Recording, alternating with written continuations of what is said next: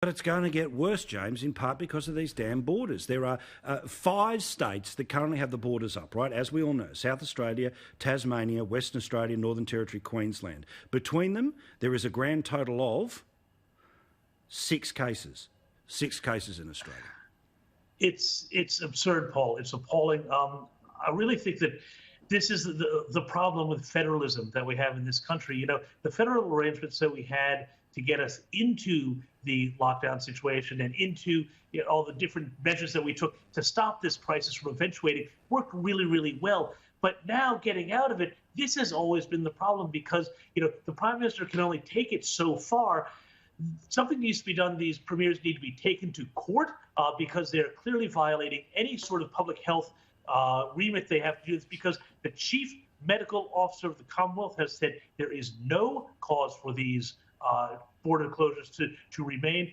These things need to be opened right away. I was talking to somebody in Queensland today who was saying their tourism businesses are going to be absolutely smashed. And that means not only will the rest of us not have any place to go on holiday when we want to go to Queensland, but when the borders do open to the rest of the world, that's going to cost us hugely down the road with that as well.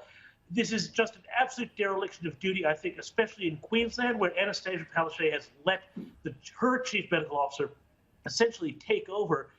This cannot be allowed to continue, Paul. And Scott Morrison really needs to get on to using whatever powers he can, including the courts, to open these states up. Yeah, look, I'll say to Maddie and the super producing team behind the scenes, can we show the footage we showed last night from Broadbeach in Queensland? Those just empty shop after empty shop after empty shop. And look, this is the issue, Stephen, right, where, again, there's the politics to be played here, but the world shut down. Unsurprisingly, growth is going to disappear because demand disappears. The calculation the government made was that you have this hammock payment to get people through, because as soon as we're out of the virus, then presumably demand returns pretty quickly. Do you see any obvious faults with that strategy?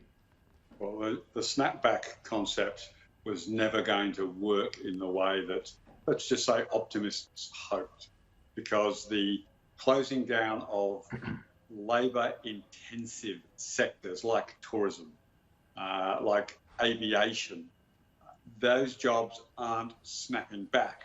Yes, we might be able to get an improved price for iron ore or coal, but at the same time, they don't employ anybody or anybody in terms of the sort of numbers.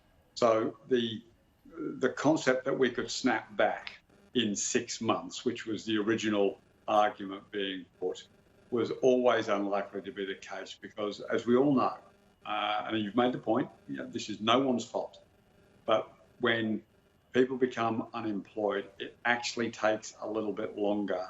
It doesn't match. It takes longer to solve the problem than it takes to get into the problem. And that's no one's fault. That's not slack workers. It's not horrible bosses.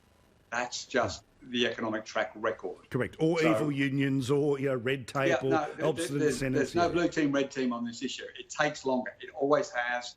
You can be, a calamity can hit you, and it can hit you real fast. You lose a lot of jobs real fast, but it takes a lot longer to build your way back up and replace those jobs or get those workers back into new jobs. I mean, there are companies that were already hanging on, and they're now going to really struggle when we get to that September. And we can debate about JobKeeper, but this is not a comment on that. There were marginal jobs. I mean, my favourite cafe in my little hometown village here in Williamstown, it's gone. It's not coming back. The people who work there, it's closed. Put up a sign. It isn't coming back. Allowed to open. It can have 20 customers. It's gone. Those employees aren't going to be able to walk back into those jobs. So this is a genuine problem that will take longer to solve.